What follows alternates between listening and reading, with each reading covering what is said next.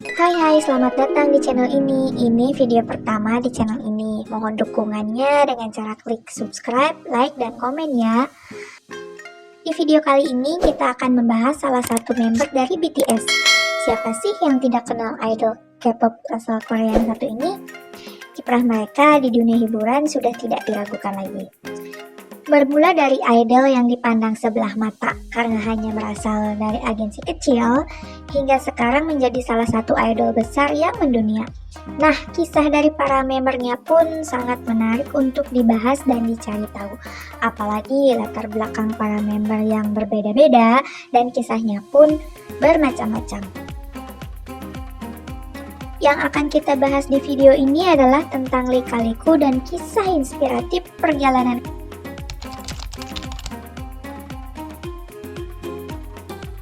Pasti para ARMY sudah tahu, pada bulan Mei ini Suga akan mengadakan konser di Indonesia, tepatnya di daerah Tangerang, Banten.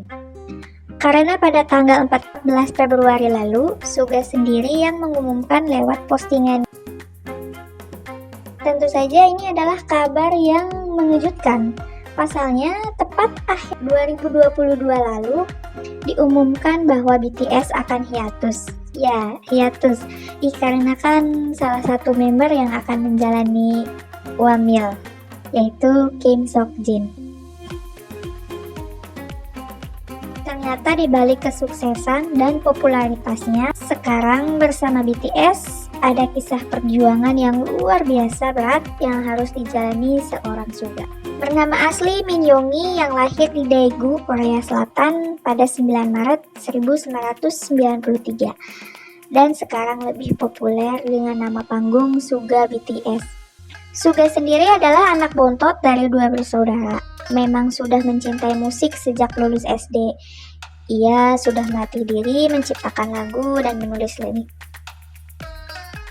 Suga mengawali karirnya sebagai rapper musik kelas underground. Bahkan perjuangannya menjadi lebih berat dikarenakan orang tuanya menentang Suga untuk bermusik. Suga bermimpi menjadi musisi sejak kecil. Meski terlahir dari keluarga kurang mampu, tidak menghalangi keinginannya untuk tetap bermusik. Karena bermusik adalah passionnya. Memasuki usia remaja saat duduk di bangku SMA, Suga semakin menunjukkan minat yang besar pada musik. Saat itu, musik yang sering ia dengarkan adalah Epic High, dan itu pula yang menginspirasinya menjadi seorang rapper seperti sekarang. Selain Epic High, Story Skunk dan Reggae Muffin, itu musik yang sering ia dengarkan. Dan saat jadi rapper underground, Suga menggunakan nama panggung Gloss. Suga dikenal sebagai sosok dan pribadi yang baik dan rendah hati. Siapa sangka dulu Suga pernah mengalami masa-masa sulit, sebelum akhirnya menjadi sukses seperti sekarang. Bahkan pada Januari 2018 lalu, ia mendapatkan keanggotaan penuh dari Asosiasi Hak Cipta Musik Korea. Ia pernah mengalami kesulitan keuangan. Ketika itu, Suga bekerja di sebuah studio musik, namun penghasilannya itu tidak banyak menghasilkan uang. Karena bekerjanya hanya sebagai pekerja part-time. Setiap harinya Suga memiliki dua pilihan, antara makan atau naik bus. Karena sehari pengeluarannya tidak boleh lebih dari 2.000 won. Jika ia makan mie seharga 1.000 won, maka pulangnya ia bisa ada ongkos untuk naik bus. Jarak antara rumah ke studio adalah 2 jam perjalanan.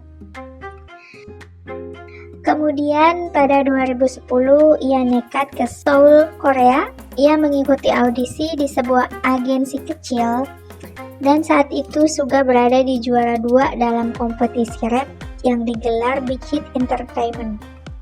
Setelah menjadi juara 2, ia bergabung dengan Big Hit Entertainment sebagai trainee. Dan di saat yang bersamaan ia tetap bekerja part-time sebagai petugas pengiriman untuk memenuhi kebutuhan sehari-hari. Ia pun mengalami kecelakaan ketika menjalani tugas sebagai petugas pengiriman tersebut. Ia mengalami cedera bahu dan Suga menceritakan hal tersebut kepada agensinya. Pihak manajemen pun memutuskan membiayai kuliah Suga sehingga calon artisnya tak lagi bekerja part-time. Sempat terganjal restu orang tua. Karena perbedaan pandangan, seperti kebanyakan orang tua pada umumnya yang ingin memiliki anak yang sukses dan sejahtera, itu pula penyebab orang tua Suga menentang passionnya. Anaknya yang ingin bermusik, sedangkan orang tuanya ingin agar Suga bekerja kantoran saja. Demi jaminan hidup yang lebih stabil, minim resiko, dan berkecukupan. Sejak awal debut, restu itu tak kunjung didapat hingga Suga bahkan pernah menangisinya. Namun, kondisi berubah.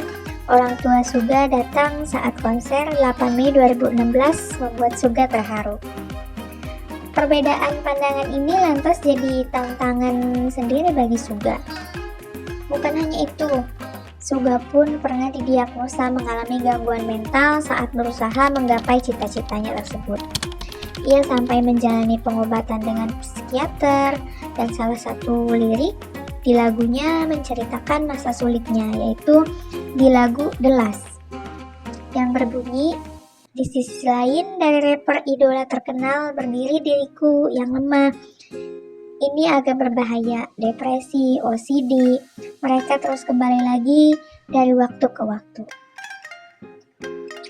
Sempat menyerah menjadi trainee karena merasa lelah menunggu kepastian debut dan ingin berhenti, namun ia berpikir ulang tentang apa saja usahanya selama ini, serta pengorbanannya, dan pada akhirnya ia tak berhenti, terus berlatih lebih giat lagi.